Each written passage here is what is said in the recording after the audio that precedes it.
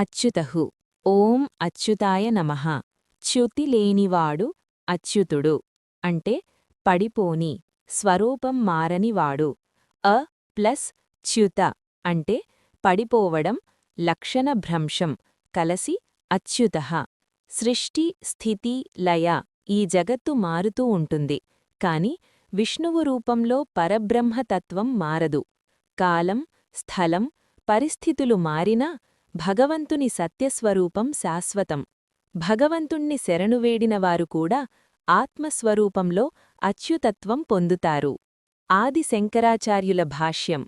విష్ణువు అచ్యుతుడు ఎందుకంటే స్వరూపధర్మాన్ని ఎప్పుడూ కోల్పోడు, ఎవరిచేత తిరస్కరింపబడడు. జగత్తును కాపాడే తన స్థితి శక్తి ఎప్పుడూ తగ్గదు. సరళంగా చెప్పాలి అంటే అచలమైన సత్యం. పరాశర భట్టారుల వ్యాఖ్యానం. భట్టారు భక్తికోణంలో వివరించారు. ప్రభువును ఆశ్రయించిన భక్తుడు ఎప్పుడూ పడిపోకుండా కాపాడుతాడు. అంటే విష్ణువు భక్తునిపై తన ప్రేమను ఎప్పుడూ వదలడు, భక్తుణ్ణి కూడా వదలనివ్వడు. ఆయన చ్యుతిలేని ప్రేమ, అందుకే అచ్యుతః. ప్రథితః ఓం ప్రథితాయ నమః. ప్రసిద్ధుడు, యశస్సుతో విస్తరించి ఉన్నవాడు, అందరికీ తెలిసినవాడు. ప్రథ అంటే వ్యాప్తి, కీర్తి. ప్రపంచమంతా విస్తరించిన కీర్తి కలవాడు, అందుకే ప్రథితః. జగన్నాథుడు సర్వవ్యాపకుడు, సర్వకాలమునా సాక్షిగా ఉన్నాడు. అతని మహిమ, లీలలు, దయ ఎప్పటికీ కనబడేలా, వినబడేలా, అనుభవింపబడేలా ఉంటాయి. ప్రకృతి, ధర్మం, భక్తుల హృదయం ఇవన్నీ ఆయన ప్రఖ్యాతికి నిదర్శనం. ఆది శంకరాచార్యుల భాష్యం. భగవంతుని యశస్సు సత్యముతో విస్తరించి ఉంటుంది.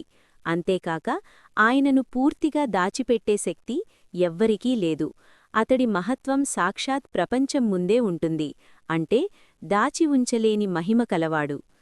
పరాశర భట్టారుల వ్యాఖ్యానం.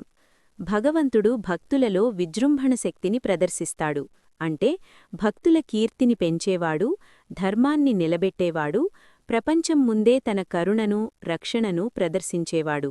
అందుకే ప్రభువు కరుణరూపమే ఆయన ప్రఖ్యాతి. ప్రాణః ఓం ప్రాణాయ నమః.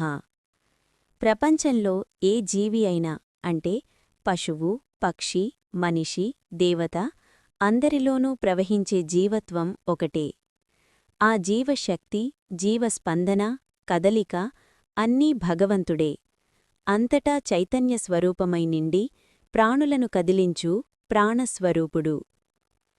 ఆది శంకరాచార్యుల భాష్యం. ప్రాణరూపేణ దేవుడు సమస్త జీవుల్లో ప్రత్యక్షమవుతాడు. అంటే జీవులు బతికేంతవరకు ప్రాణం అనే రూపంలో విష్ణువున్నాడు. ఇది ఆయన అంతర్యామిత్వానికి సూచిక. దేవుడు దూరంలో కాదు, మన ఊపిరి పోసుకునే ప్రతి క్షణంలో ఉన్నాడు. పరాశర భట్టారుల వ్యాఖ్యానం.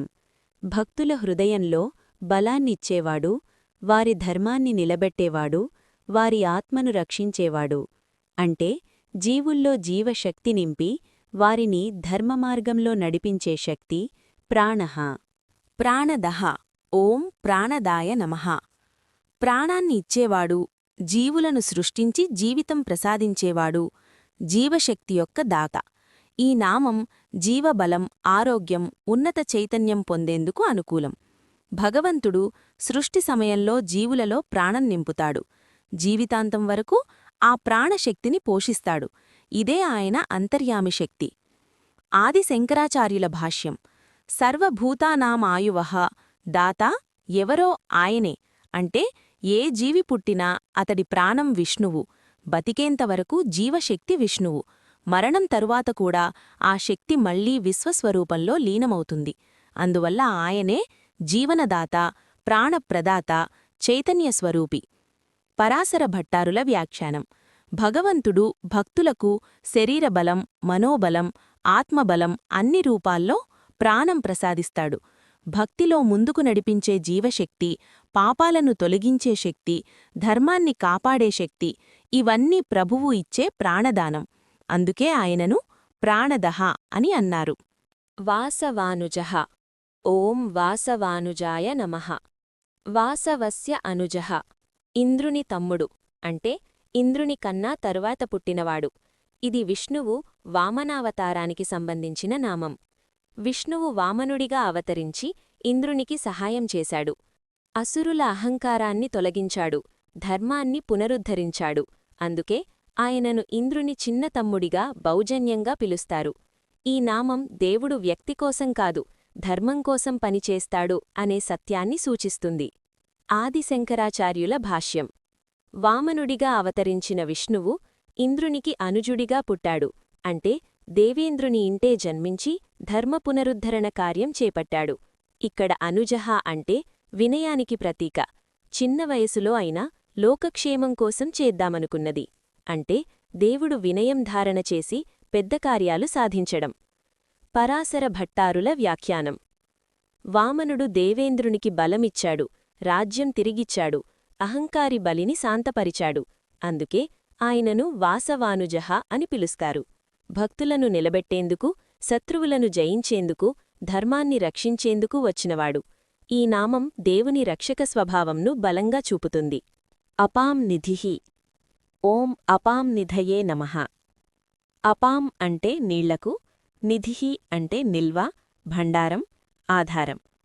అందువల్ల అపాం నిధిః అంటే నీటి సమస్త రూపాలకు మూలాధారం అని అర్థం. సముద్రాలకు, నదులకు, వర్షానికి కారణమైన పరమశక్తి విష్ణువు. ప్రపంచ సృష్టికి నీరు మొదటి ఆధారమని శాస్త్రాలు చెబుతాయి. ఆ మూల జలానికి కూడా మూలం దేవుడే.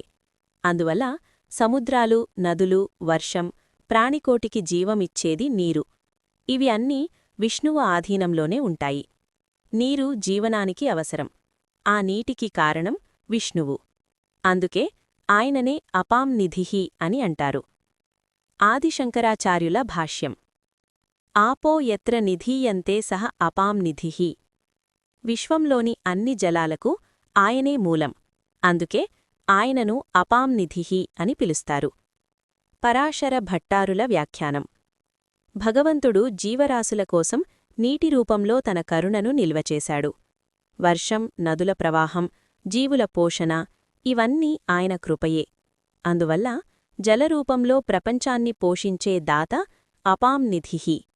అధిష్టానం. ఓం అధిష్టానాయ నమః.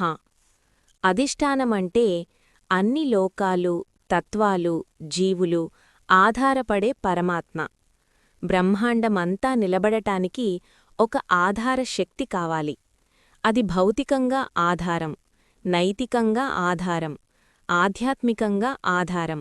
ఇలా అన్నీ పరమాత్మనే. ప్రపంచం కదులుతూ కనిపిస్తుంది కాని దాని వెనుక స్థిరమైన ఆధారం విష్ణువు. ధర్మం కూడా ఆయన ఆధారంతో నిలబడుతుంది. ఆది శంకరాచార్యుల భాష్యం.